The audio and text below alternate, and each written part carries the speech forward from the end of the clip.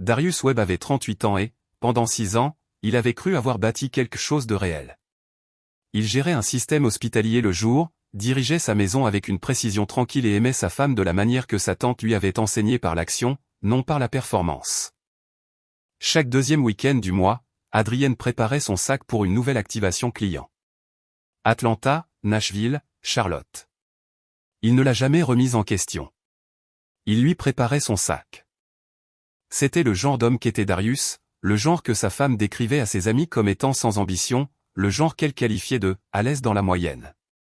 Sans savoir qu'il écoutait depuis le couloir. Un vendredi soir à Charlotte, assis seul au bar d'un hôtel où il n'était jamais censé se trouver, Darius a vu sa femme traverser le hall dans la robe qu'elle gardait pour leur anniversaire. Elle n'était pas seule. Et lorsque le deuxième homme est arrivé et qu'elle lui a fait de la place sans sourciller, quelque chose en lui a changé de façon irréversible. Il a posé $40 sur le bar. Il n'a pas fait de scène. Ce que Darius Webb a fait ensuite allait coûter à 3 personnes tout ce qu'elles avaient passé des années à construire. Mais aucune d'entre elles ne l'a vu venir. Avant de nous plonger dans l'histoire, dites-nous d'où vous nous regardez dans le monde et abonnez-vous, car l'histoire de demain est une de celles que vous devez entendre. La table était déjà mise à 18h. Darius Webb se déplaçait dans la cuisine comme il se déplaçait en toutes choses, stable, silencieux, sans geste inutile. Il a plié les serviettes en triangle net et les a placées sous les fourchettes. Il a ajusté un verre qui était déjà droit. Il a soulevé le couvercle de la marmite, a remué 2 fois et l'a reposé sans faire de bruit. La maison sentait l'ail et quelque chose de chaud. Une station de jazz jouait à faible volume depuis la radio du comptoir. Rien qui ne demandait de réflexion, juste un son pour remplir les coins d'une pièce qui était autrement très calme. Il a vérifié l'heure. 18h10, Adrienne serait à la maison à 18h30. Il est allé dans la chambre. Son sac de voyage était ouvert sur la chaise dans le coin. La valise à roulettes grises qu'elle utilisait pour les courts trajets. Elle l'avait mentionné ce matin-là entre 2 bouchées de toast, s'adressant moins à lui qu'à elle-même. Il faut que je fasse ma valise ce soir, encore Charlotte. Le vol est à 7h15. Il n'avait pas dit grand-chose, juste hoché la tête, fini son café. Mais entre le moment où il a déposé la vaisselle dans l'évier et celui où il a reculé hors de l'allée, il avait dressé une liste mentale. Ses articles de toilette de voyage dans l'armoire de la salle de bain, le blazer plié qu'elle oubliait toujours, le chargeur de téléphone qu'elle perdait toujours. Il a tout emballé avec le genre de soin qui ne demande pas à être reconnu. Il a fermé la fermeture éclair du sac et l'a posé près de la porte. C'était Darius. Ça avait toujours été Darius. Il avait grandi avec rien. Et il entendait par rien ce que les gens qui l'ont vraiment vécu veulent dire. Memphis dans les années 90, East Side, une maison où le chauffage fonctionnait parfois et où le réfrigérateur était une négociation. Sa mère est tombée malade très tôt. Tante Phyllis est intervenue, une institutrice à la retraite avec une langue acérée et une main ferme, qui lui a appris que la valeur d'un homme se révélait dans ses actes quand personne ne regardait. Alors il se surveillait. Il gardait les choses sous contrôle. Il a suivi un programme technique grâce à une bourse et un deuxième emploi, a gravi les échelons des opérations hospitalières et a obtenu le titre de directeur principal des installations à 34 ans sans que personne ne lui offre la moindre aide. Il savait comment les systèmes fonctionnaient, comment trouver les points faibles avant qu'ils ne cèdent, comment maintenir les choses en marche si bien que personne ne remarquait qu'elles auraient pu tomber en panne. Il appliquait cette même précision à sa maison, à son mariage. Il était doué pour ça. Il avait cru pendant 6 ans qu'être doué pour ça suffisait. Adrienne est rentrée à 18h38, son sac sur l'épaule et son téléphone déjà à la main. Elle sentait le bureau, le papier chaud et le parfum de quelqu'un d'autre partagé dans un ascenseur. « Salut », a-t-elle dit, sans vraiment le regarder. « Salut ». Il remuait de nouveau la marmite. « Le dîner est prêt quand tu veux. » Elle a laissé tomber son sac de travail près du canapé, a remarqué la valise prête près de la porte et a dit « Oh, tu l'as faite ». Ce n'était pas vraiment de la gratitude. C'était plutôt comme une case cochée sur une liste. Elle faisait déjà défiler son téléphone. « Le blazer est dedans aussi », a-t-il dit. « Et le chargeur, le long. »« Merci. » Ils ont mangé à la table qu'il avait dressée. Adrienne mangeait avec sa fourchette dans une main et son téléphone posé à plat sur la table, écran vers le haut, y jetant un coup d'œil toutes les quelques bouchées. Elle mangeait vite, non pas parce qu'elle avait faim, mais parce que dans sa tête, elle était déjà ailleurs. Entre deux défilements, elle lui a raconté que l'activation de Charlotte avait un nouveau lieu, un nouveau contact, que son équipe était en retard sur les livrables, qu'elle était déjà épuisée et qu'elle n'était même pas encore partie. Il écoutait, posait une question ici et là, gardait les yeux sur elle comme il l'avait toujours fait, stable et chaleureux, et légèrement trop patient pour un homme qui ne remarquait rien. Mais Darius remarquait les choses. C'était toute son essence. Il avait remarqué qu'elle avait mis le bon parfum ce matin-là, celui qu'elle gardait sur la deuxième étagère. Il n'avait rien dit à ce sujet car il n'y avait rien à dire. Pas encore. Pas avec seulement un pressentiment, une odeur et cette légère pression inconnue derrière son sternum qu'il ne pouvait nommer. Elle l'a embrassé sur la joue avant d'aller se coucher. Pas sur la bouche, la joue. Lui a tapoté le bras et a dit qu'elle lui enverrait un texto de l'aéroport. Il a dit « Dors bien ». Maintenant, il était plus de minuit. La maison était sombre et silencieuse. Adrienne dormait à côté de lui, sa respiration lente et régulière, son visage doux et illisible dans l'obscurité. Elle avait la même apparence que toujours dans son sommeil, celle de la femme qu'il avait épousée. Il se souvenait de la demande en mariage pour laquelle il avait économisé pendant près d'1 an, faisant des heures supplémentaires, réduisant le peu qu'il dépensait pour lui-même. La bague n'était pas grosse, mais elle était authentique, et elle était payée. Et quand il l'avait fait glisser sur la table au restaurant, ses yeux s'étaient remplis de larmes. Elle avait pleuré. Il en avait été certain. De la manière dont un homme qui a survécu à l'incertitude toute sa vie est certain lorsqu'il sent enfin la terre ferme sous ses pieds.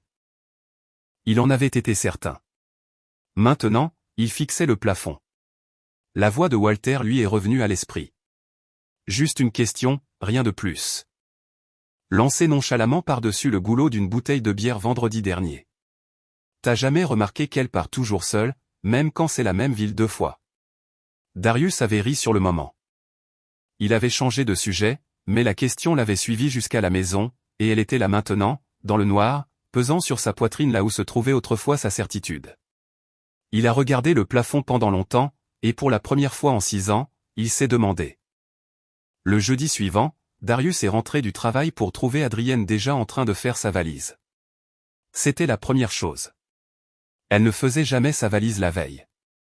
C'était une personne du matin, pressée, efficace, tout jeté à la dernière minute pendant que le café infusait, mais la voilà, à 19h, debout au pied du lit avec la valise ouverte et le dos tourné à la porte. Il l'a observée depuis le couloir un instant. Elle a ouvert le tiroir du haut de la commode, celui du fond, celui où elle gardait ses plus belles choses, et en a sorti un ensemble plié qu'il a reconnu à sa couleur. Noir, garni de soie, pas le genre de tous les jours. Elle l'a posé dans le sac avec un soin presque délicat. Puis elle est allée dans la salle de bain. Il a entendu l'armoire s'ouvrir, la deuxième étagère, le parfum. Il est allé à la cuisine et s'est versé un verre d'eau qu'il n'a pas bu. Vendredi matin, elle l'a embrassé à la porte. Sur la bouche cette fois, ce qui était presque pire. Elle sentait le parfum. Elle portait ses bonnes boucles d'oreilles, les petites créoles en or, pas les simples clous qu'elle portait au bureau. « Je t'enverrai un texto quand j'atterrirai », a-t-elle dit. Bon vol. Il l'a regardé tirer la valise le long de l'allée. Il a regardé la voiture reculer. Il a regardé jusqu'à ce que la rue soit vide. Puis il est rentré et s'est préparé pour le travail. Il est resté assis à son bureau pendant 3 heures et n'a pas fait une seule chose utile. Il a déplacé des papiers. Il a ouvert des emails, lu la première phrase et les a refermés. Il a approuvé une demande de maintenance qu'il avait déjà approuvée la semaine précédente. 2 fois, des gens lui ont demandé quelque chose et il a répondu une seconde trop tard, juste un peu à côté, comme un homme écoutant à travers un mur. À 11h15, sa supérieure, Carole, s'est arrêtée à la porte de son bureau et a dit « Ça va, Darius ? Tu as l'air d'être ailleurs. » Juste fatigué, a-t-il dit. Elle a hoché la tête et a continué son chemin. À midi, il a soumis une demande de congé personnel. Il avait accumulé 41 jours de congé personnel en 6 ans. Il n'en avait jamais utilisé un seul. Le système l'a approuvé automatiquement. Il a fermé son ordinateur portable, a pris sa veste et est sorti vers le parking. Il a sorti son téléphone et a réservé le prochain vol pour Charlotte, une correspondance de 2 heures et quelques depuis l'aéroport international de Memphis, départ à 15h10. Puis il s'est assis dans sa voiture et a réfléchi un instant à ce qu'il faisait. Il n'était pas un homme impulsif. Tout en lui résistait à cette décision. La partie de lui qui faisait des listes, qui vérifiait, qui attendait des preuves avant de tirer des conclusions. Cette partie lui disait de remonter, lui disait que le parfum ne signifiait rien, que la lingerie n'était qu'une coïncidence. Mais il y avait une autre partie de lui, une partie plus silencieuse, plus ancienne, celle qui avait grandi en apprenant à faire confiance à ses observations avant que quiconque ne lui dise quoi penser. Cette partie disait, tu sais déjà. Il a démarré la voiture. C'est en attendant à la porte d'embarquement qu'il s'est souvenu de l'iPad. Il l'avait acheté il y a 2 ans pour le comptoir de la cuisine, pour les recettes, les actualités, une vidéo de temps en temps. Adrienne avait presque immédiatement cessé de l'utiliser, préférant son téléphone pour tout. Il traînait sur le comptoir, presque oublié, toujours connecté à ses comptes car elle n'avait jamais pris la peine de changer cela. Il a ouvert l'application de messagerie, a trouvé la confirmation de réservation après 8 minutes de recherche. Le Quimble Grand Charlotte, enregistrement le vendredi, départ le dimanche, confirmation à son nom. Il a fixé le nom de l'hôtel un instant. Puis il s'est réservé une chambre dans le même hôtel avec sa carte d'entreprise, a fermé l'application et a mis l'iPad dans son bagage à main. Le Quimble Grand avait un bar dans le hall avec un éclairage tamisé et de longues lignes de vue. Le genre de bar d'hôtel conçu pour que chacun ait l'impression d'avoir un rendez-vous important. Bois sombre, tabouret en cuir, lumière douce formant des flaques dorées sur chaque surface. Darius est arrivé à 18h15 et a pris place au fond du bar avec une vue dégagée sur l'entrée. Il a commandé un bourbon qu'il n'a pas goûté. Il s'est assis comme il s'asseyait toujours, calme, sans hâte, occupant exactement l'espace dont il avait besoin, et pas plus. Il n'a pas eu à attendre longtemps. Elle est entrée à 18h40. Elle portait la robe, la bleu marine avec les fines bretelles.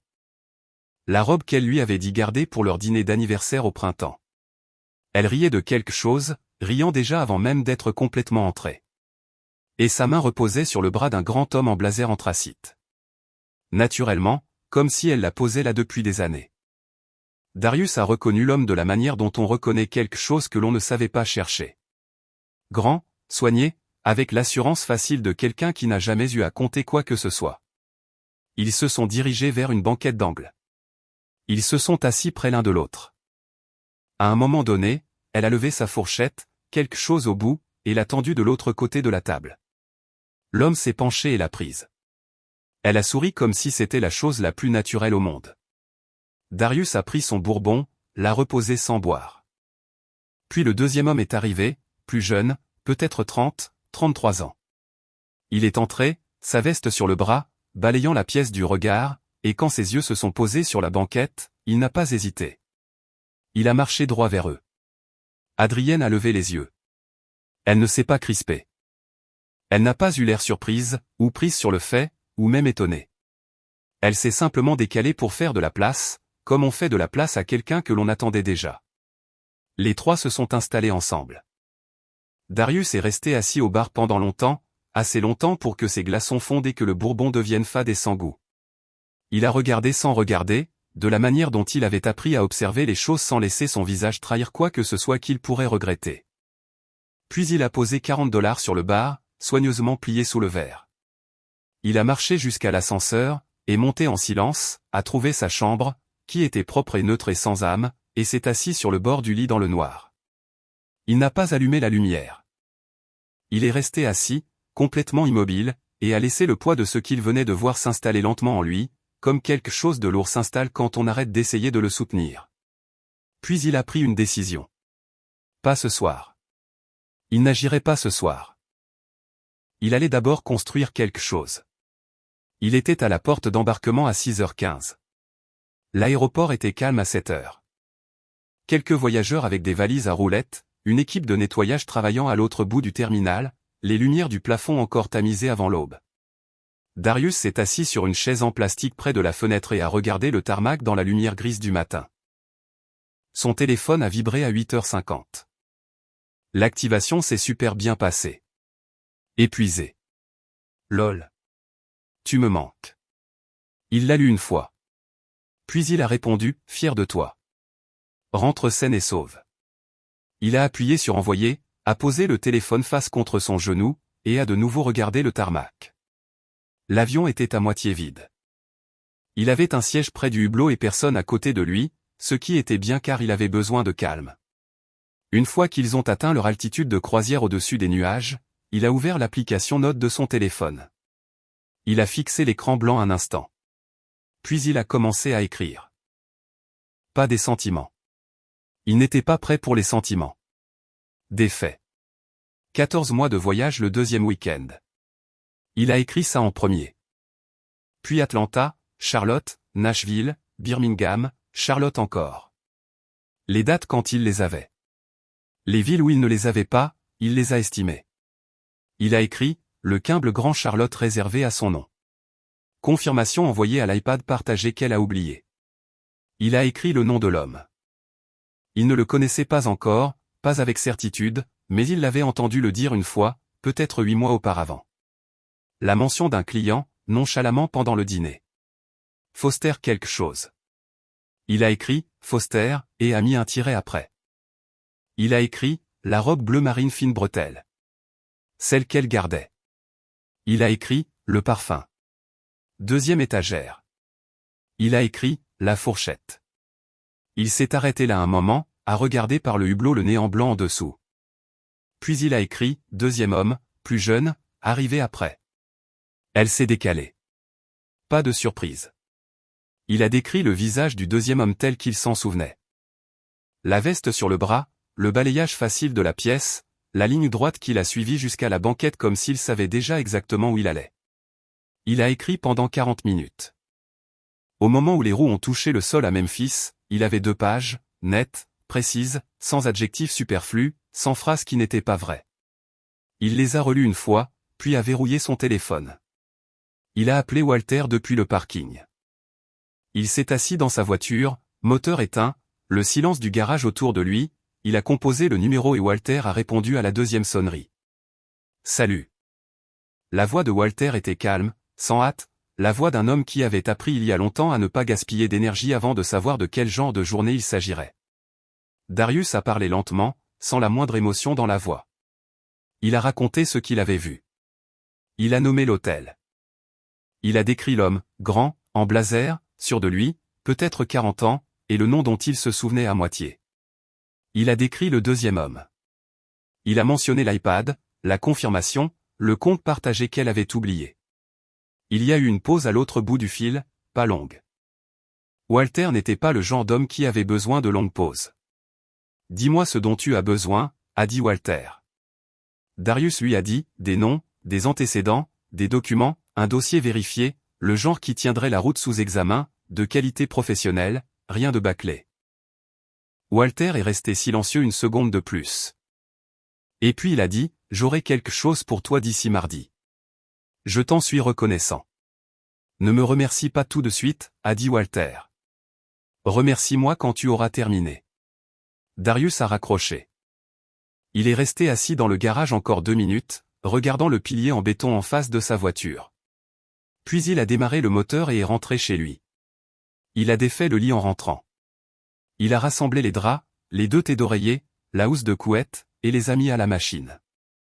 Pendant que la machine tournait, il a nettoyé la cuisine, réorganisé le réfrigérateur, jeté 2 récipients qui étaient au fond depuis trop longtemps.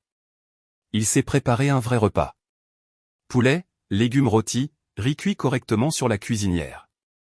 Il a mangé à la table de la cuisine avec un livre ouvert à côté de son assiette et la télévision éteinte. Il s'est couché à 22 heures, a dormi d'un sommeil profond, sombre et ininterrompu. Dimanche soir, sa voiture s'est garée dans l'allée à 18 heures. Il a entendu la clé dans la porte. Il était dans la cuisine quand elle est entrée. La valise derrière elle, les boucles d'oreilles toujours en place, sentant le voyage et ce parfum. Il a traversé la cuisine et l'a serrée dans ses bras. Elle s'est appuyée contre lui. Je suis si fatigué, a-t-elle dit contre son épaule. Va t'asseoir, a-t-il dit. Je vais ouvrir quelque chose. Il a versé 2 verres de vin, les a apportés au salon. Elle avait déjà enlevé ses chaussures et replié ses pieds sous elle sur le canapé, et elle avait l'air à l'aise, détendue et complètement chez elle. Il s'est assis en face d'elle, lui a tendu le verre. Raconte-moi comment ça s'est passé, a-t-il dit. Elle lui a raconté. Il a écouté. Il a hoché la tête au bon moment. Quand elle faisait une pause, il posait une question de suivi. C'était quel client encore celui-là? Et le lieu a-t-il fonctionné? Et tu avais dit qu'ils étaient difficiles le trimestre dernier. Est-ce que ça s'est amélioré? Et chaque question à laquelle elle répondait lui donnait plus de terrain pour se tenir, et elle se tenait sur tout ce terrain sans hésitation. Et il la laissait faire. Il a rempli son verre quand il était bas. Après qu'Adrienne se soit endormie, Darius est allé dans son atelier. Il s'est assis sur le tabouret près de l'établi, son téléphone à la main, et a ouvert l'application Notes. Il a fait défiler jusqu'au bas de ce qu'il avait écrit dans l'avion. Puis il a ajouté une ligne. Il avait passé toute sa vie à tenir des portes ouvertes et à ne rien dire. Il gardait la porte. Walter était déjà dans la banquette quand Darius est arrivé. Le restaurant était sur Summer Avenue, le genre d'endroit avec des menus plastifiés et une machine à café qui fonctionnait depuis avant leur naissance. Ce n'était ni près du bureau de Walter, ni de l'hôpital de Darius. C'était le but.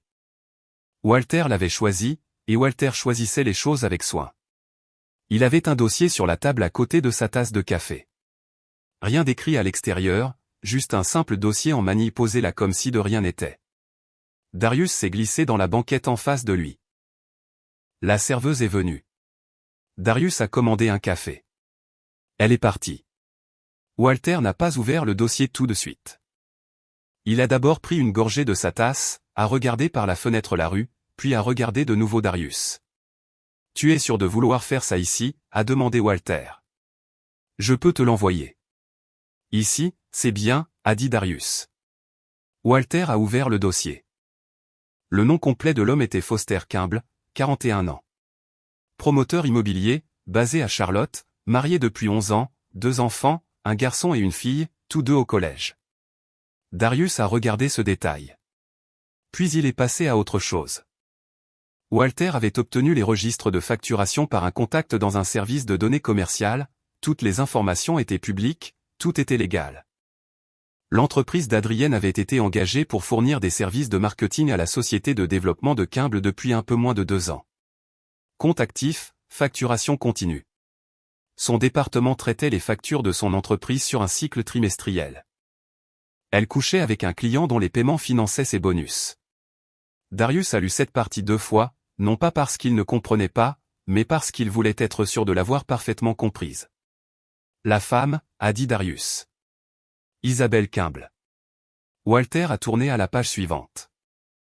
Elle a sa propre carrière, pas dans la promotion immobilière, mais dans un domaine connexe, le conseil en immobilier commercial. 11 ans dans les cercles de Charlotte. Elle connaît tout le monde que son mari connaît. Darius a hoché la tête une fois et n'a rien dit. Walter a tourné une autre page. Le nom complet du deuxième homme était Brad Okafor, 33 ans, stratège de compte senior dans une entreprise appelée Meridian Group, une agence de marketing de taille moyenne dont la liste de clients se recoupait en 2 points avec celle de l'agence d'Adrienne. Ils avaient été présentés pour la première fois lors d'un événement professionnel, selon l'activité LinkedIn que Walter avait documentée, contact professionnel constant au cours des mois suivants. Walter s'est arrêté là. Il a laissé Darius lire la page. Puis il a dit doucement, « Continue ». Darius a tourné la page. Walter avait extrait les archives des médias sociaux. 18 mois plus tôt, Brad Okafor avait posté une photo un samedi soir, une fête, une photo de groupe, la légende parlait de bonne nourriture et de bonnes personnes. Il avait identifié l'endroit, l'adresse de Darius. Darius est resté avec cette information un moment. Il se souvenait de la soirée. Il avait cuisiné pour 8 personnes. Côtelettes d'agneau, pommes de terre à l'ail rôti, une salade qu'Adrienne lui demandait de faire depuis des semaines. Il avait passé la majeure partie de la soirée dans la cuisine. Il se souvenait d'un homme plus jeune près de la porte à la fin de la soirée. Une poignée de main ferme, un sourire facile. « Merci de nous avoir reçus, mec. » La nourriture était incroyable. Il avait dit, « Revenez quand vous voulez. » La tasse de café dans sa main était chaude. Il l'a posée. « Ok » a-t-il dit. Walter a fermé le dossier et l'a fait glisser sur la table. Darius l'a pris et l'a posé à plat sur le siège à côté de lui. Ils sont restés assis encore quelques minutes. Walter a parlé d'autre chose, d'un travail qu'il terminait, quelque chose à propos d'un client à Nashville. Darius a écouté et a répondu quand c'était nécessaire. Ils ont partagé l'addition. Ils sont sortis sur le parking et se sont dit au revoir comme ils le faisaient toujours. Bref, sans cérémonie. Darius est rentré en voiture. Il est allé à son ordinateur ce soir-là après le dîner. Il a ouvert le compte bancaire du ménage, le compte joint, celui qu'ils avaient maintenu ensemble depuis la première année de leur mariage. Il l'avait toujours géré. Adrienne ne s'était jamais vraiment intéressée aux chiffres, ce qui lui avait toujours semblé étrange pour une femme aussi ambitieuse qu'elle. Il est remonté sur 14 mois. Il a trouvé le premier en mars de l'année dernière. $280 de retrait en espèces à un distributeur automatique sur Poplar. Il l'a presque manqué parce que c'était juste en dessous de 300. Anodin en soi. Il a continué. Les montants n'étaient pas toujours les mêmes. Certains mois 300. Un mois 450. Jamais plus de 500. Jamais assez gros ou assez régulier pour qu'une personne qui ne les cherchait pas y réfléchisse à deux fois. Il a sorti un bloc-notes et a noté chacun d'eux. Date, montant, emplacement du distributeur quand il pouvait l'identifier. Quand il a eu fini, il les a additionnés. $7 140. Il a regardé le chiffre pendant longtemps. Puis il a ouvert une autre fenêtre de navigateur et a transféré un montant correspondant, $7 140, d'un compte d'épargne privé vers un nouveau compte qu'il avait créé la veille. Le nom d'Adrienne n'y figurait pas. On ne lui avait jamais parlé du compte d'épargne privé car elle n'avait jamais demandé. Il a fermé le navigateur. Il a appelé son avocat depuis l'atelier, debout près de l'établi avec les lumières tamisées. Il a présenté les choses comme un homme prudent le fait. Hypothétiquement parlant, un couple au Tennessee, une partie suspecte l'autre. Que dit la loi sur la protection des biens avant un dépôt de plainte?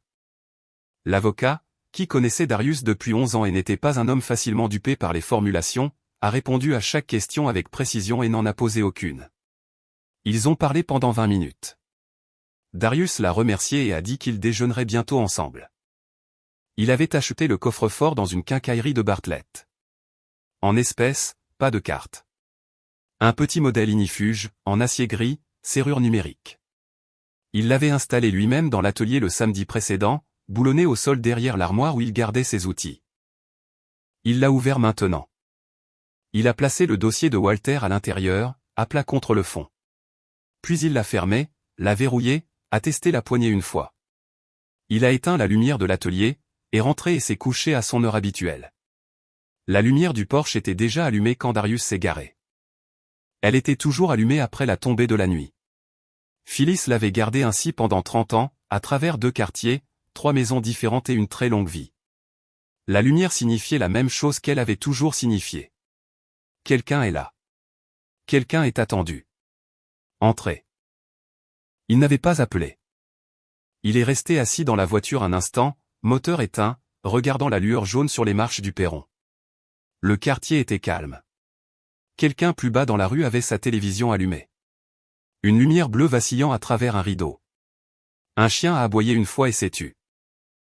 Darius est sorti de la voiture. Elle a ouvert la porte avant qu'il n'atteigne le porche.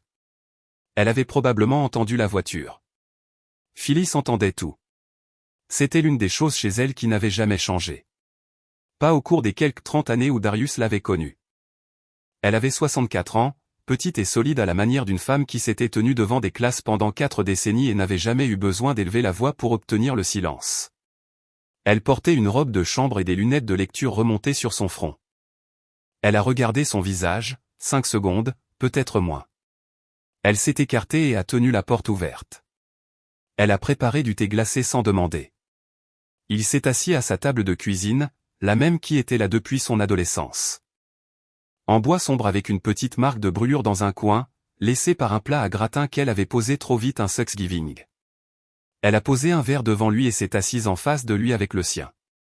Elle ne lui a rien demandé. Elle a simplement attendu. Alors il lui a raconté. Il lui a parlé du commentaire de Walter autour d'une bière, du fait d'être resté éveillé cette première nuit sans pouvoir s'arrêter de penser à la valise d'Adrienne, au bon parfum. À la lingerie qu'il reconnaissait parce que c'était lui qui la lui avait offerte pour son anniversaire 2 ans plus tôt.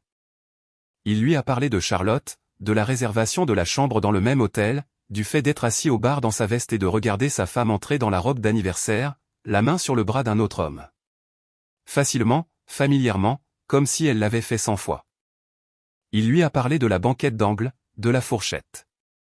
Il lui a parlé de l'arrivée de Brad Okafor, d'Adrienne faisant de la place dans la banquette sans broncher, sans lever les yeux, sans la moindre trace de surprise. Puis il lui a parlé du dîner, du fait d'avoir cuisiné des côtelettes d'agneau pour 8 personnes, d'un homme plus jeune avec un sourire facile lui serrant la main à la porte d'entrée en partant. « Merci de nous avoir reçus, mec. La nourriture était incroyable. » L'expression de Phyllis n'a pas beaucoup changé, mais sa mâchoire s'est légèrement crispée, comme elle le faisait quand quelque chose confirmait ce qu'elle soupçonnait déjà. Il lui a parlé des 14 mois de retrait, de l'appel à l'avocat, du coffre-fort dans l'atelier.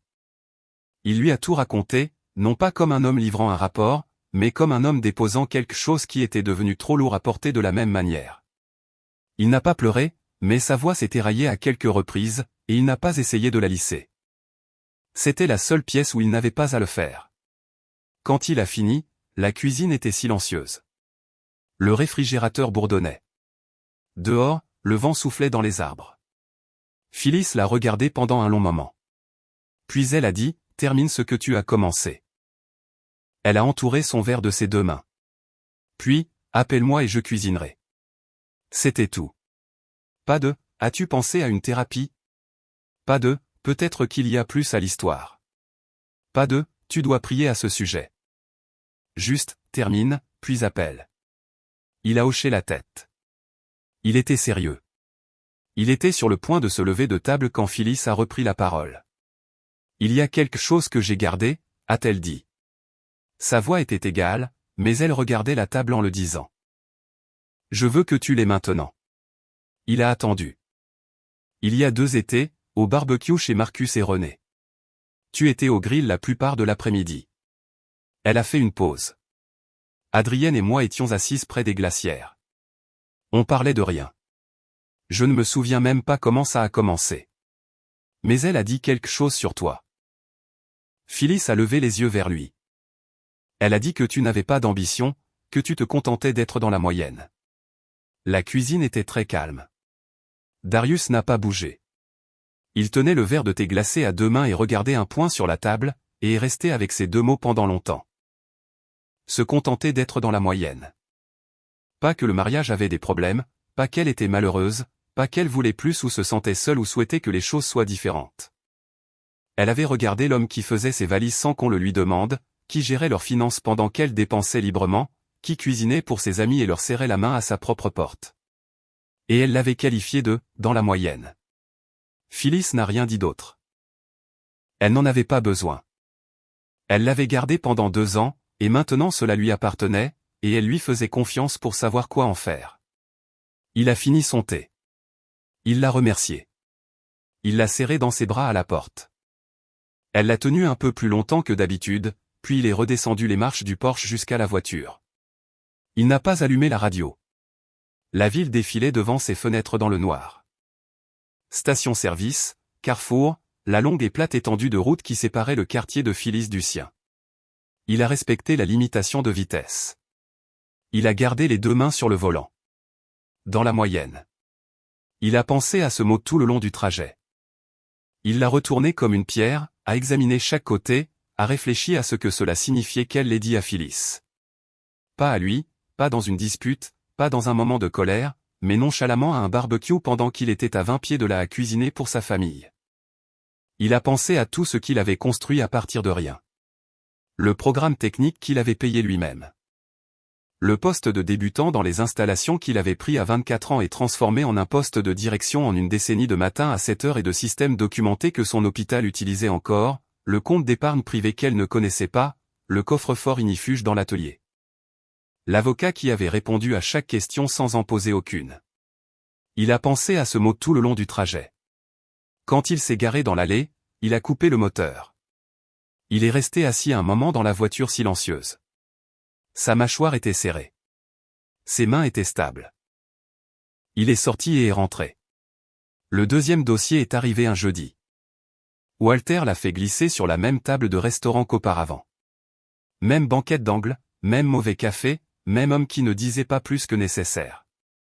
Le dossier était plus épais cette fois. Darius l'a ouvert sans se presser. Relevé téléphonique croisé avec son calendrier de travail soumis, a dit Walter. Il a tapoté la première page avec un doigt. Lis les dates. Darius les a lues.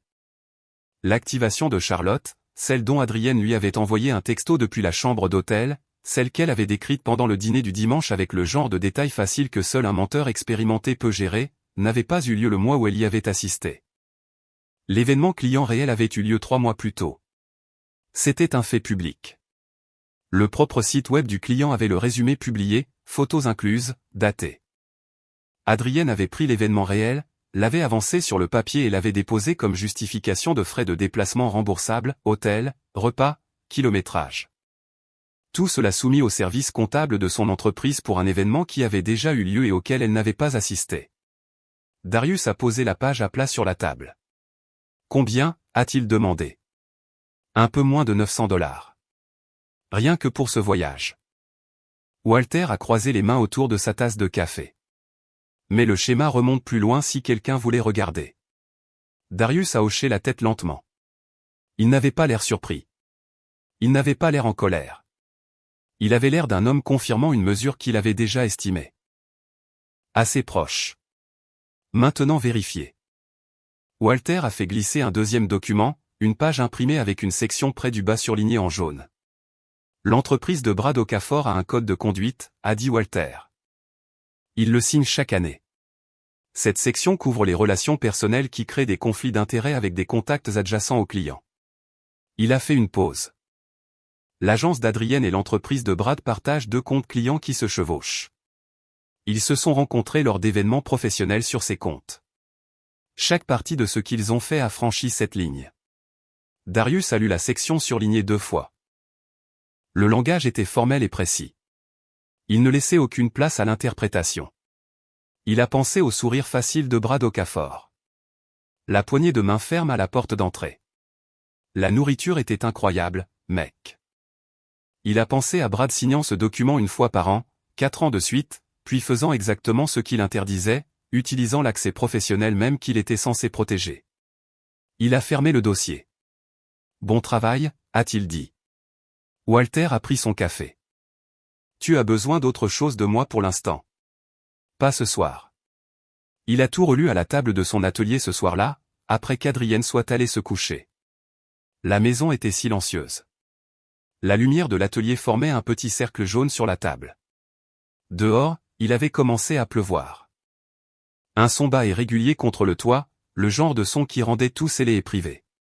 Il a tout parcouru méthodiquement. Les photographies de Charlotte, les relevés de 14 mois de retrait en espèces du compte joint, les documents de notes de frais, la soumission originale, le résumé public de l'événement du client, l'écart de date présenté dans le format propre et précis de Walter. Le dossier d'information sur Foster Kimble, la copie du manuel de l'employé de Brad avec la section surlignée. Chaque page, il la lisait une fois, la posait, lisait la suivante. Quand il a eu fini, il a tout empilé dans l'ordre, du plus ancien au plus récent, catégorie par catégorie, et l'a placé dans le coffre-fort ignifuge. Il a tourné la molette. Il l'a vérifié 2 fois. Puis il s'est assis à la table de l'atelier avec 2 enveloppes vierges et un bloc-notes. La première lettre lui a pris 40 minutes. Elle était adressée à Isabelle Kimble. Il l'a écrite à la main, puis l'a tapée, puis l'a relue une fois. Elle était factuelle, respectueuse. Elle contenait la photographie du bar de l'hôtel de Charlotte, le bras de Foster, la main d'Adrienne, la banquette d'angle, et une chronologie documentée de ce que les recherches de Walter avaient établi. Elle ne demandait rien. Elle n'offrait aucune opinion. La dernière ligne disait seulement « Vous méritez de savoir. Je suis désolé que vous lisiez ceci. » Il l'a pliée, l'a placée dans l'enveloppe et l'a scellée. La deuxième lettre a pris moins de temps. Il y pensait depuis plus longtemps. Elle était adressée au directeur des ressources humaines de l'entreprise de Brad Okafor. Il avait trouvé le nom sur le site web public de l'entreprise. La lettre était tapée, à simple interligne, et rédigée sur le ton mesuré d'une plainte professionnelle, car c'était exactement ce que c'était. Elle contenait la photographie de Charlotte, la chronologie documentée des interactions professionnelles de Brad et Adrienne, et une copie de la section surlignée de la politique de conduite de l'entreprise de Brad. Il avait marqué le langage pertinent avec le même surligneur jaune que Walter avait utilisé. Il ne demandait aucune action spécifique. Il n'en avait pas besoin. Les preuves étaient l'argument. Il était convaincu que l'employeur de Brad la lirait et arriverait là où les faits menaient. Il a plié la lettre, l'a placée avec les documents justificatifs et a scellé cette enveloppe également. Il les a posées toutes les deux sur l'étagère de l'atelier, côte à côte. Puis il s'est assis un moment et les a regardées. Pas encore, mais le travail était fait. Il a éteint la lumière de l'atelier et a fermé la porte à clé derrière lui. La maison était sombre et silencieuse. Il s'y est déplacé sans allumer de lumière. Il connaissait chaque pas, chaque craquement du plancher, chaque virage. Il vivait dans cette maison depuis 4 ans. Il avait peint le couloir lui-même. Il s'est arrêté à l'entrée de la chambre. Adrienne dormait sur le côté, face à la fenêtre. Sa respiration était lente et régulière. La pluie faisait de doux bruits contre la vitre au-dessus d'elle. Il l'a regardée un instant, juste un instant. Il ne ressentait pas de colère. Il s'y était attendu. Debout là, dans le noir, avec tout ce qu'il détenait maintenant. Il s'était attendu à une sorte de chaleur, mais il n'y avait rien de tel. Ce qu'il ressentait était plus silencieux que la colère et plus lourd que le soulagement. Il se sentait fini. Il est allé de son côté du lit et s'est allongé. Il a fixé le plafond. La pluie continuait de tomber. Adrienne ne bougeait pas. Il a fermé les yeux. L'annonce est tombée un mardi. Adrienne est entrée dans la cuisine pendant que Darius préparait le café, faisant déjà défiler quelque chose sur son téléphone, et l'a dit de la manière dont elle disait toujours les choses qui étaient déjà décidées, n'informant pas, mais annonçant. J'ai Nashville ce week-end, le lancement de la campagne Harmon. Je partirai vendredi matin. D'accord, a dit Darius. Il a versé sa tasse. Pour combien de temps? De retour dimanche soir. Elle a levé les yeux de son téléphone. Peut-être tard. Il a hoché la tête, a pris une gorgée de son café. Je m'assurerai que la voiture a le plein. Elle lui a souri, un sourire chaleureux, facile, le sourire qui était autrefois la meilleure chose au monde pour lui, et est retourné à son défilement. Vendredi matin, il a porté son sac jusqu'à la voiture. C'était un matin frais, le genre qui faisait que le quartier sentait l'herbe coupée et le béton imbibé de pluie. Il a mis le sac dans le coffre pendant qu'Adrienne vérifiait quelque chose sur son téléphone près de la portière du conducteur. Elle portait le genre de tenue qu'elle appelait « décontractée de voyage », arrangée d'une manière qui demandait plus d'efforts qu'elle ne l'admettrait jamais. « Tu as de la nourriture dans le frigo ?» a-t-il dit. « Je t'ai laissé une note sur le comptoir. » Elle a levé les yeux une demi-seconde. Quelque chose a traversé son visage. Quelque chose de doux et de presque coupable. Puis c'était parti. « Tu n'avais pas à faire ça. »« Je sais, » a-t-il dit.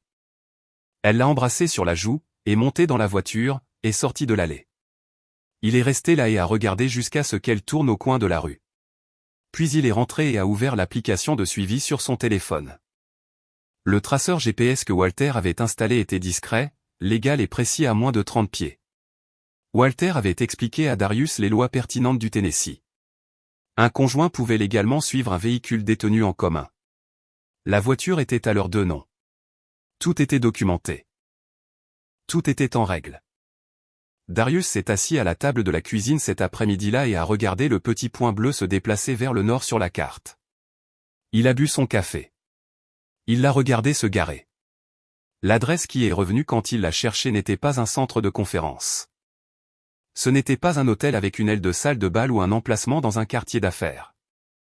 C'était un hôtel-boutique dans un quartier plus calme de Nashville, le genre d'endroit avec un bar sur le toit et des cocktails à $40, et des chambres conçues pour ressembler à l'idée que quelqu'un se fait de l'intimité. Le point n'a pas bougé de la nuit. Il a posé le téléphone face contre la table et a pris le dossier que son avocat lui avait envoyé. Il a passé 2 heures au téléphone avec son avocat le soir même, examinant les derniers papiers ligne par ligne, comme il examinait tout, lentement, complètement, sans rien sauter. Son avocat avait fait du bon travail. La séparation des biens était nette. La documentation était approfondie. Le dépôt était prêt. Darius a paraphé là où il devait parapher. Il a signé là où il devait signer.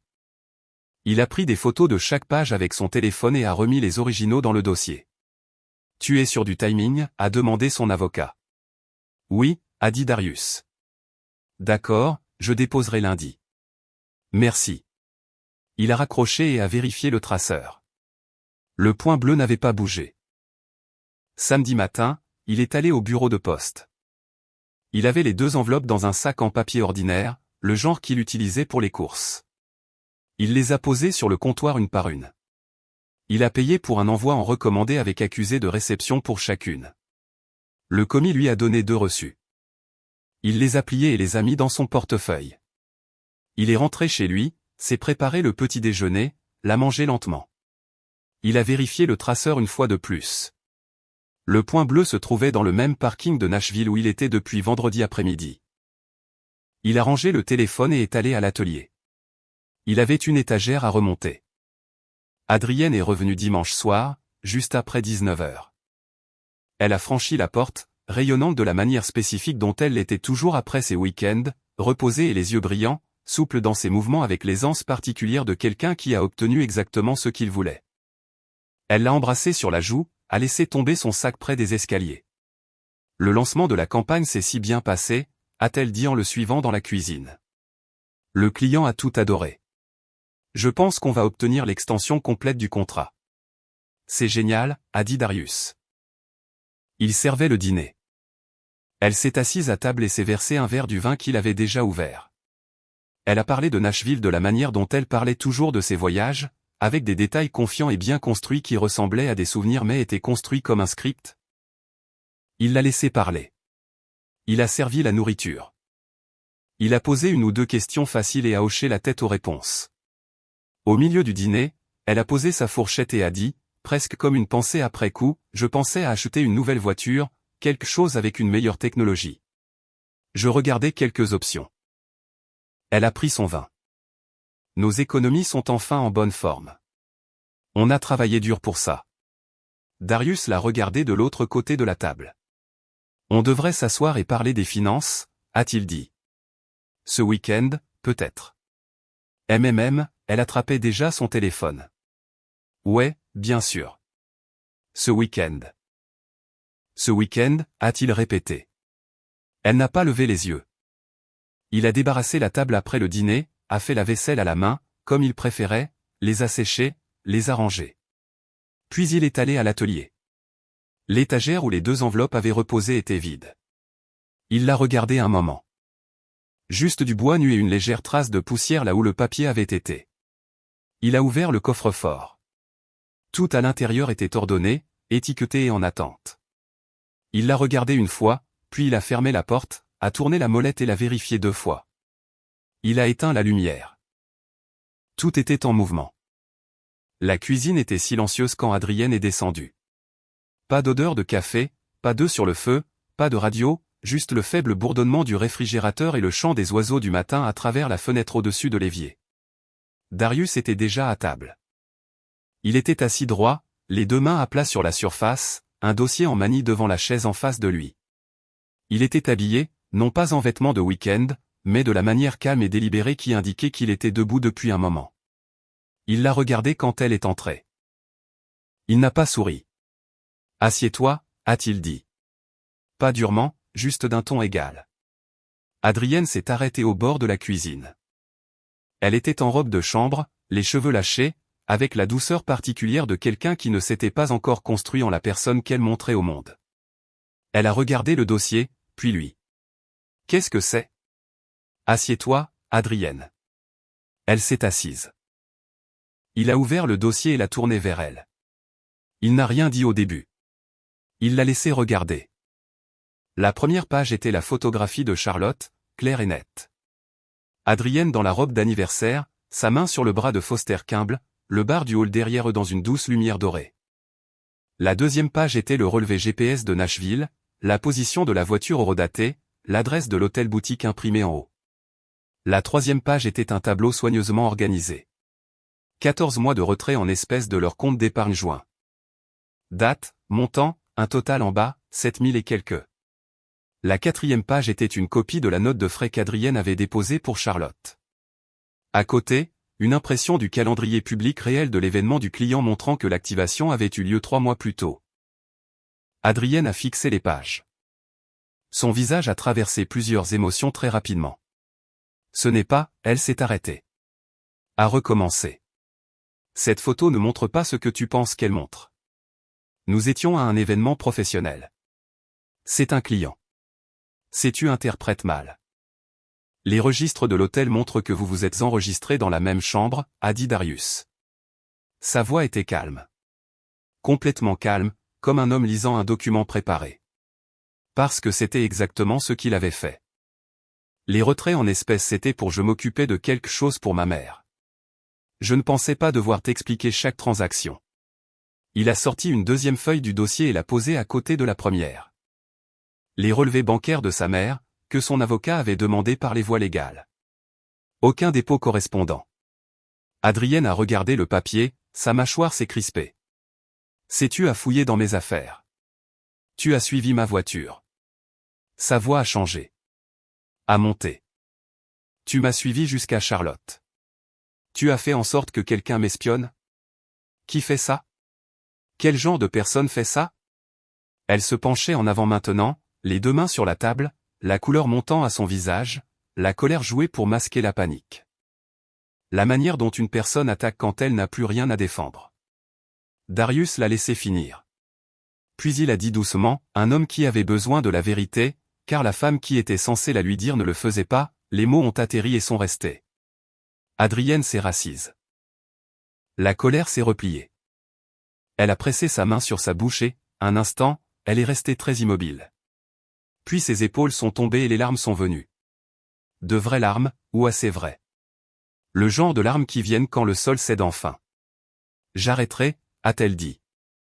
Les deux. C'est fini. J'arrêterai aujourd'hui, Darius. Je te le jure. Je sais que tu le feras, a-t-il dit. Elle a levé les yeux. Parce que je l'ai déjà fait. Il a sorti de son sac à côté de sa chaise et a posé un deuxième dossier sur la table, plus fin que le premier. Il l'a fait glisser vers elle. Elle l'a ouvert avec des mains tremblantes. Les papiers du divorce étaient soigneusement organisés, chaque onglet marqué d'un petit drapeau de couleur là où elle devrait éventuellement répondre. En haut, la date de dépôt était clairement imprimée. Il y a 3 jours, jeudi. Le même jour où les enveloppes ont quitté le bureau de poste. Adrienne a fixé les pages pendant longtemps. Elle n'a pas parlé. Il n'y avait plus rien à négocier, et quelque part au fond de tout, elle le savait. Les papiers étaient déjà déposés. La documentation était déjà constituée. Il n'y avait aucune version de cette conversation où elle pourrait se frayer un chemin pour revenir au début. Elle s'est levée de table. Les pieds de la chaise ont gratté contre le sol de la cuisine. Fort dans la maison silencieuse. Elle s'est levée, a rassemblé sa robe de chambre autour d'elle et est passée devant lui sans le regarder. Ses pas ont monté les escaliers. La porte de la chambre n'a pas claqué. Elle a juste cliqué. Darius est resté où il était. Il a fermé le premier dossier. Il a fermé le second. Il les a remis tous les deux dans le sac et l'a posé sur le sol à côté de sa chaise. Puis il s'est levé, est allé au comptoir et s'est préparé une tasse de café. Il a rempli la machine d'eau, a mesuré le café, a attendu qu'elle coule. Quand ce fut terminé, il a versé une tasse et l'a ramenée à la table. Il s'est assis sur la même chaise. Il a entouré la tasse de ses deux mains. Il a bu son café lentement, dans la cuisine silencieuse. Seul. Il l'a entendu à travers le plafond. Pas les mots, juste leur forme, le flux et le reflux de sa voix se déplaçant de pièce en pièce. Les longs silences qui signifiaient que quelqu'un à l'autre bout parlait. Le son sec et unique qui aurait pu être un sanglot ou quelque chose de plus dur. Darius était assis dans le salon avec un livre ouvert sur ses genoux. Il ne le lisait pas, mais il le tenait et c'était suffisant. Le premier appel a duré 20 minutes. Sa mère, probablement. Le deuxième a été plus court. Sa meilleure amie, Camille. Il connaissait le rythme de ses conversations. De la même manière que l'on connaît les bruits d'une maison dans laquelle on a vécu pendant 6 ans. Le craquement de la 3e lame de plancher. La façon dont le conduit de chauffage cliquait à 11 heures du matin. On apprend un lieu, on apprend une personne, ou on croit le faire. Le 3e appel a commencé vers 14 heures. C'était le plus silencieux. Il a entendu sa voix baisser. Pas de pleurs maintenant. Quelque chose de plus concentré. Le ton d'une personne qui a besoin de quelque chose et qui calcule comment le demander. Ça a duré un moment. Puis ça s'est arrêté. Pas progressivement, mais abruptement, comme les conversations se terminent. Comme une porte se ferme quand la personne de l'autre côté est déjà partie. Darius a tourné une page qu'il n'avait pas lue. Ce qu'il savait, et ce qu'Adrienne ne savait pas qu'il savait, c'est que l'appel à Foster n'avait nulle part où aller. Walter avait remis l'enveloppe en main propre à Isabelle Kimble le jeudi précédent. Walter avait une façon de faire les choses à fond et sans drame, et livrer une enveloppe à une femme à son bureau à Charlotte était le genre de tâche qu'il accomplissait sans qu'on le lui demande 2 fois. Isabelle l'avait ouverte le même après-midi.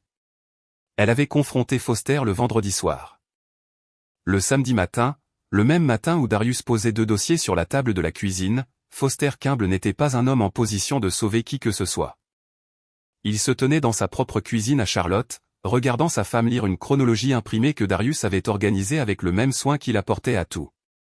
Un promoteur immobilier qui avait passé 15 ans à construire un capital relationnel dans une ville où tout le monde connaissait, tout le monde découvrait en temps réel à quelle vitesse ce capital pouvait être rappelé. Son partenaire commercial avait été informé du conflit éthique le vendredi midi.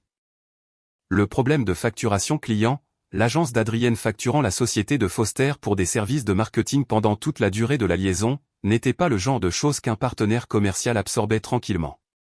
Isabelle avait déjà passé 2 appels de son côté.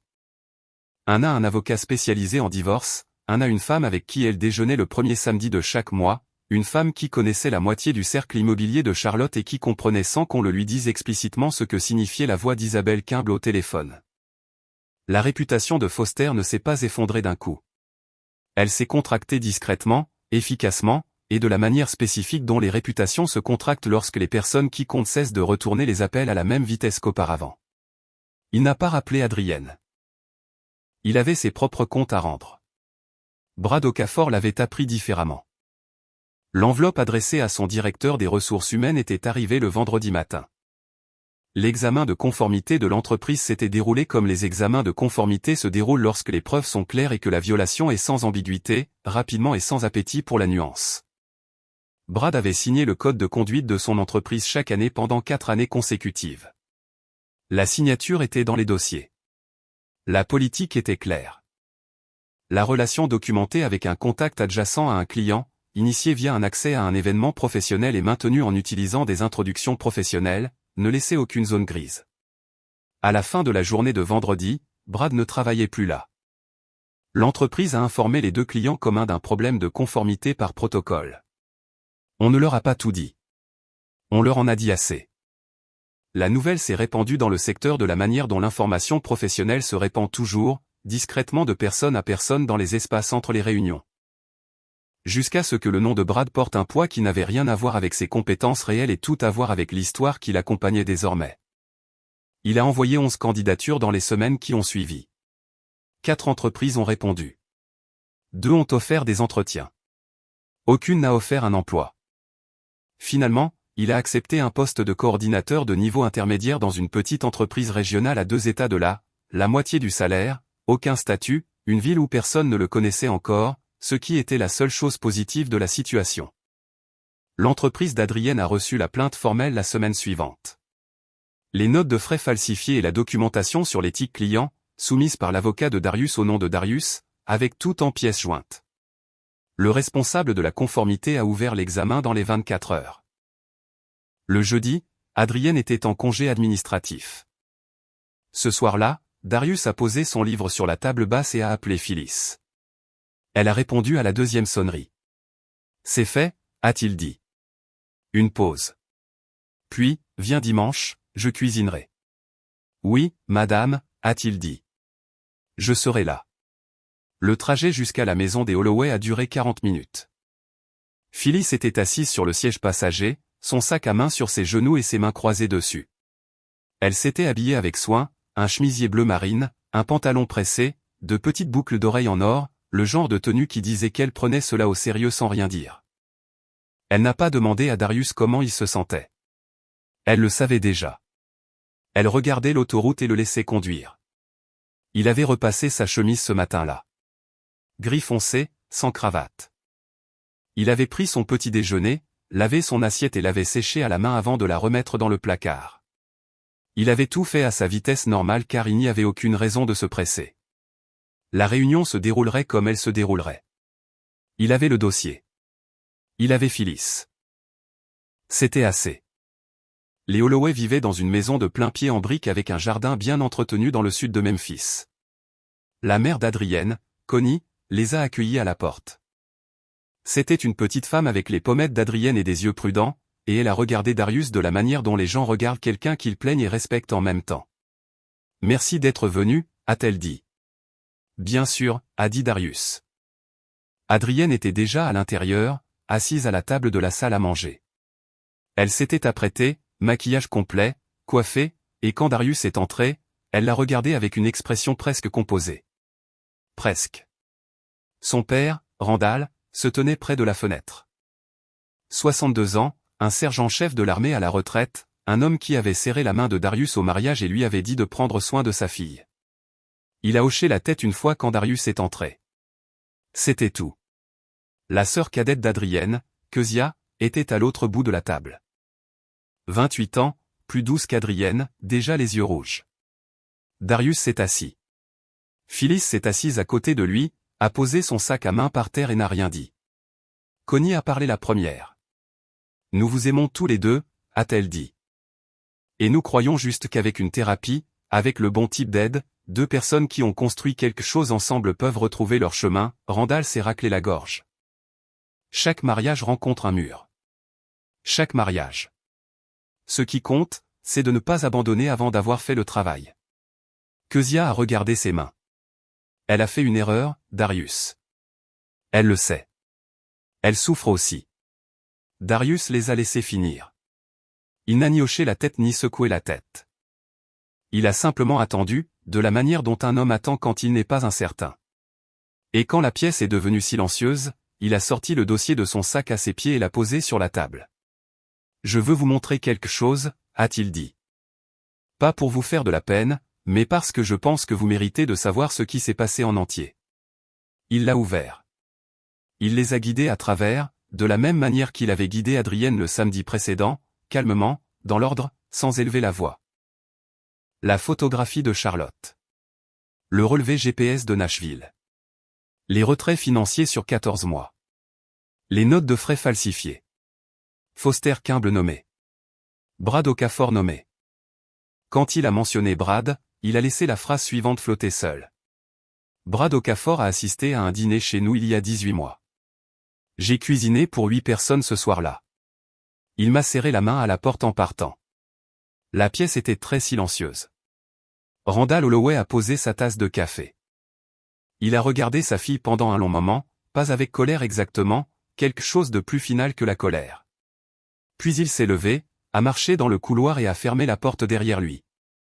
Connie a pressé ses doigts contre sa bouche. Elle n'a pas regardé Adrienne. Kezia pleurait, ses épaules rentrées, petite et tendue. Adrienne avait regardé la table pendant la majeure partie du temps. Maintenant, elle a levé les yeux. Ses yeux étaient secs. Quelque chose derrière eux avait changé. Le sang-froid qu'elle avait construit ce matin-là était toujours là, mais il avait changé de forme. Ce n'était plus de la dignité. C'était juste ce qui restait après que tout le reste ait été dépouillé. J'avais juste l'impression de me contenter de peu, a-t-elle dit. Les mots sont sortis plats. Pas cruel, pas une performance, juste la chose la plus vraie qu'elle avait dite depuis très longtemps. Darius l'a regardé un moment. Il a hoché la tête lentement, une fois. De la manière dont un homme hoche la tête quand quelque chose qu'il soupçonnait vient d'être confirmé à voix haute. Merci pour votre temps, a-t-il dit. Il s'adressait à la pièce, à Connie et Kezia. Je le pense vraiment. Il a pris le dossier, l'a remis dans son sac et s'est levé. Phyllis était déjà debout, son sac à main à la main, son visage immobile et composé. Ils ont marché jusqu'à la porte. Darius l'a ouverte et la lui a tenue. Dans la voiture, Phyllis s'est penchée et a posé sa main sur la sienne, là où elle reposait sur la console centrale. Elle n'a rien dit. Elle regardait droit devant elle, la route. Il est sorti de l'allée et a conduit. 14 mois plus tard, Darius Webb se tenait dans le couloir d'un immeuble dont il était propriétaire. C'était une petite propriété commerciale, un seul étage, des lignes épurées, de bonnes fondations, qu'il avait acheté 8 mois après la finalisation du divorce. Il l'avait payé avec de l'argent dont Adrienne n'avait jamais connu l'existence. De l'argent économisé pendant les années tranquilles qu'elle avait qualifiées d'ordinaire.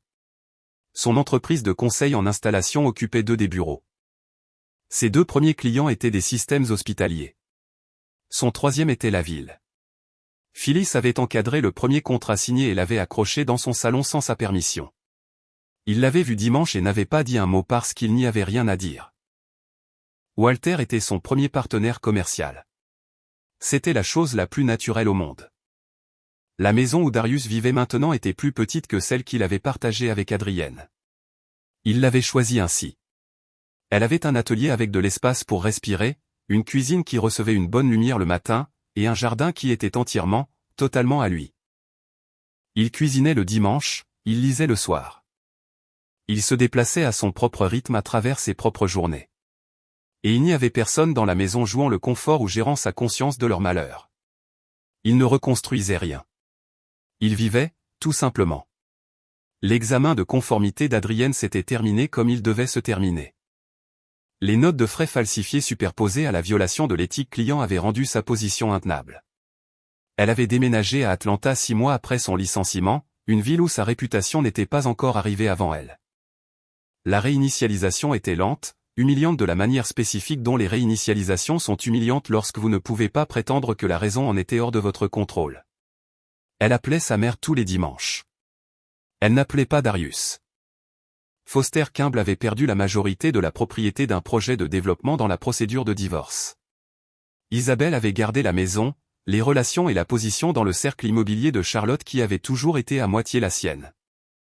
Foster avait gardé la dette et un bureau plus petit, et le silence particulier d'un homme qui avait cru que l'argent était une armure et avait découvert que ce n'était pas le cas. Brad Okafor était à 2 états de là. Il allait travailler tôt dans une entreprise qui ne connaissait pas son nom 6 mois plus tôt, et il faisait profil bas, et il reconstruisait dans la seule direction qui lui était offerte, c'est-à-dire vers l'avant, à partir d'un point de départ qui offrait très peu de soutien. Certains comptes à rendre n'arrivent pas en faisant du bruit. Ils arrivent, tout simplement. Darius était à sa table de cuisine un mardi matin quand le texto est arrivé. Il examinait un contrat, des services de maintenance tiers pour l'un des comptes hospitaliers. Son café était encore chaud. La fenêtre au-dessus de l'évier montrait un jardin au début de l'automne. Les arbres commençaient tout juste à changer de couleur. Son téléphone a vibré sur la table. Walter. Le premier chèque est passé. On est réel maintenant. Darius l'a lu une fois, a posé le téléphone face contre la table. Il a pris son café. Il a regardé par la fenêtre le jardin, les feuilles, la lumière claire d'octobre s'installant sur tout ce qui était à lui. Il a pris une profonde inspiration, et pour la première fois depuis longtemps, cela ne lui a rien coûté. J'espère que celle-ci vous a plu. N'oubliez pas d'aimer la vidéo et de vous abonner pour ne pas manquer la prochaine histoire. J'en ai sélectionné 2 autres pour vous que je pense que vous aimerez vraiment.